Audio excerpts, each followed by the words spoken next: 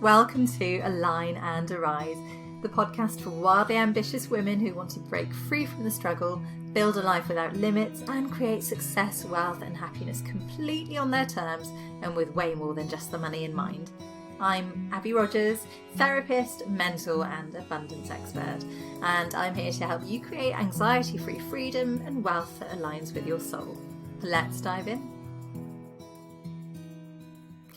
Hey, welcome back. So I have decided to just put together a little 3-part mini-series for you on journaling and how to get the most out of it.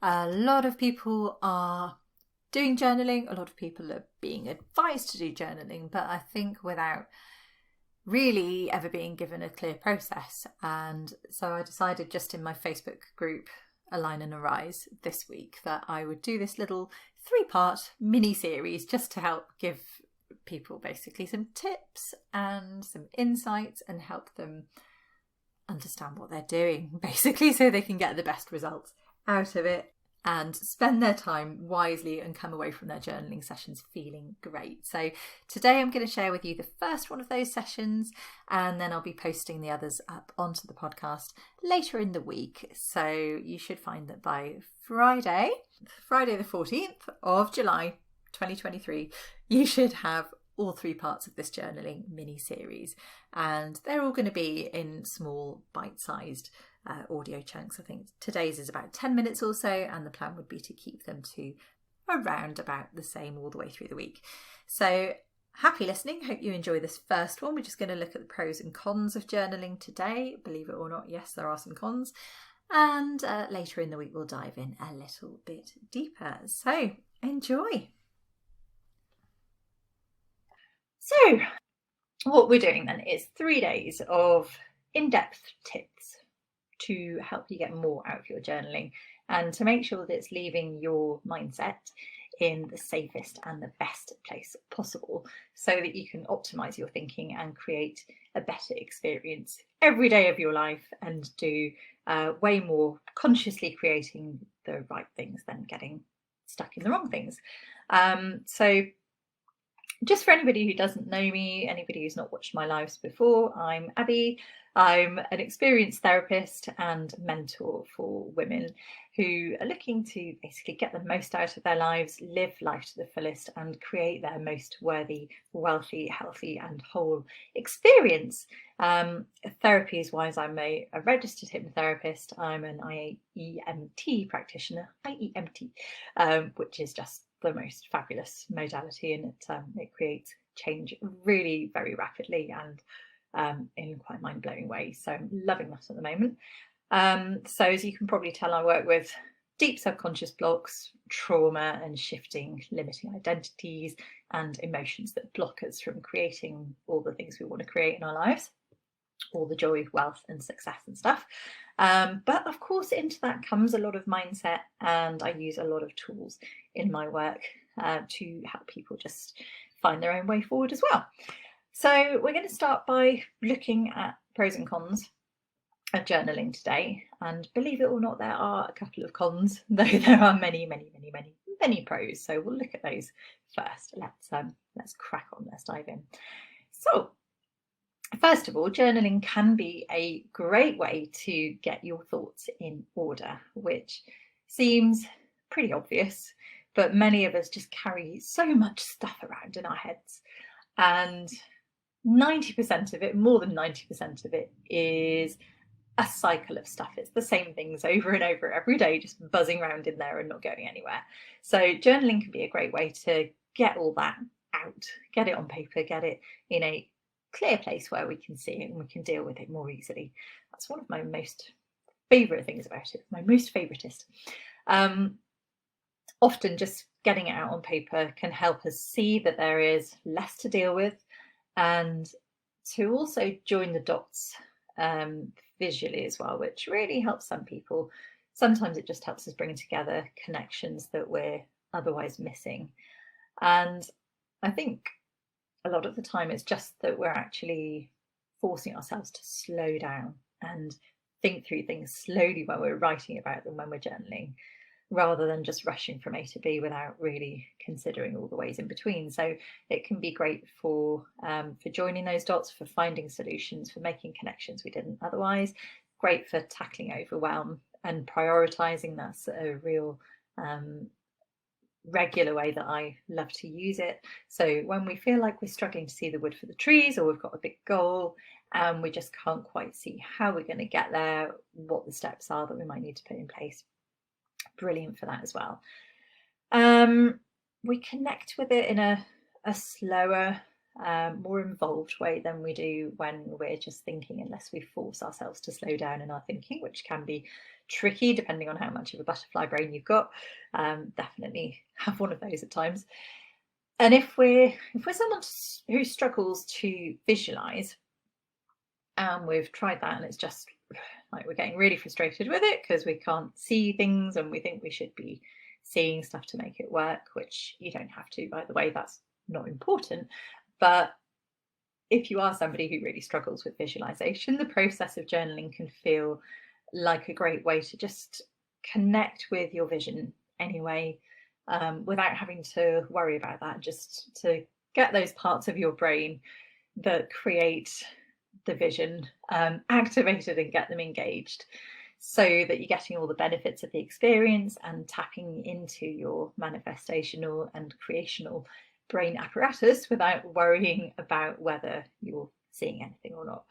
So it can be really, really helpful for that as well, just bringing it all together and making your brain kind of get involved with that experience. So I love using it that way. We'll talk more about that on day 2 as well. But we can use journaling for all sorts of things. We can use it to reconnect and check in with ourselves. It can be a great chance to just slow down and see how we're really doing and reframe or solve any kind of stuff that's going on in our world. Get to the bottom of those issues sometimes. It can be a fab way to remind ourselves of the good stuff happening in our world, because we are natural negativity machines. Our brains just are. That's how we're designed as human, to look out for the threat. And many of us fall into that trap of just constantly seeing the problems and the negatives and the things that need doing. And we don't really take the time to focus on what's good around us, to be mindful, to focus on the positive things in our world.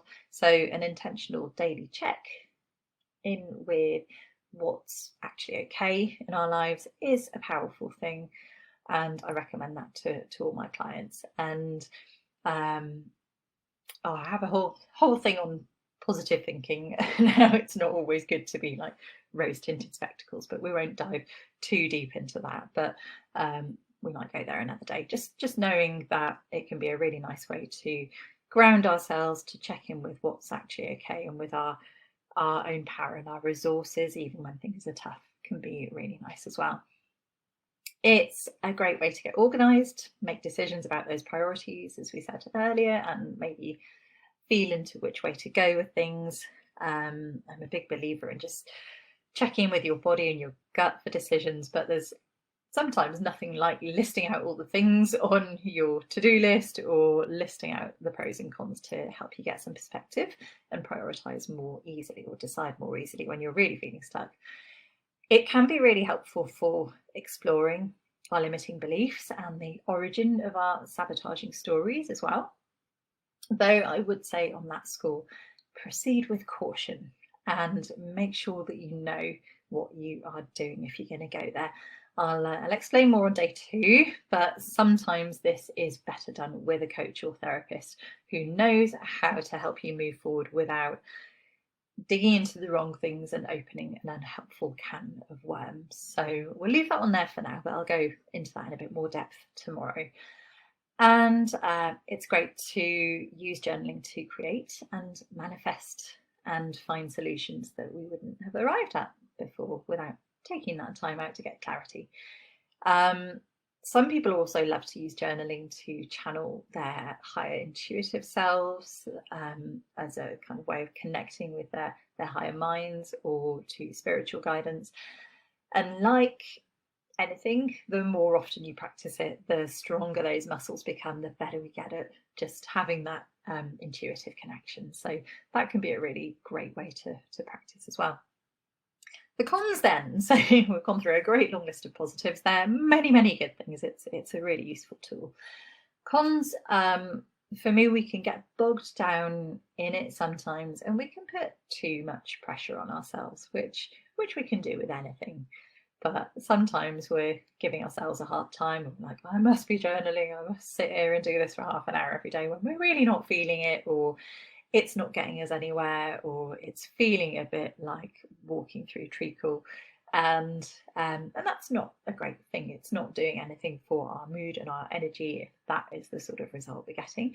Hopefully by the end of the week you'll be getting much better results than that, so no worries about that. But it can be one of those things to just make ourselves work a bit too hard on sometimes. And the other big con, kind of alluded to it already, but that we can dig into things that aren't helpful and can actually keep us stuck or cause more problems rather than moving us forward. And again, I'm going to give you lots of tips to steer clear of that and to just journal in a really positive way that really helps you, and a bit of understanding of what to avoid over the next few days. So Thursday, tomorrow is my day off with my 4-year-old, so I'm going to be at a nursery school party tomorrow rather than talking to you live. But Thursday lunchtime, I'll be back and we'll talk about how I recommend that you go about journaling to get the most out of it. So we're going to dig into a nice sort of bunch of tips, basically things you can consider that might just enhance your journaling experience and help you get better results from it. And then on Friday, we're going to go even deeper into a few of those things, and really just kind of dot the I's and cross the T's. And if you have any questions, then I'd love to use Friday as a bit of a Q&A session as well. So just feel free to drop questions either on this video or in the group throughout the week. Tag me so I see them, because Facebook is wonderful at just hiding everything at the moment. I tried to set up an event for this yesterday and it wouldn't do that. So, but yes, tag me and I will come back and I will chat through your questions on Friday, or if it comes up earlier in the week, then I'll go through things in a timely fashion. But yeah, hopefully by the end of the week, you'll be feeling more confident, knowing what you're doing with journaling and feeling ready to go about it in a wonderful, fired up kind of way.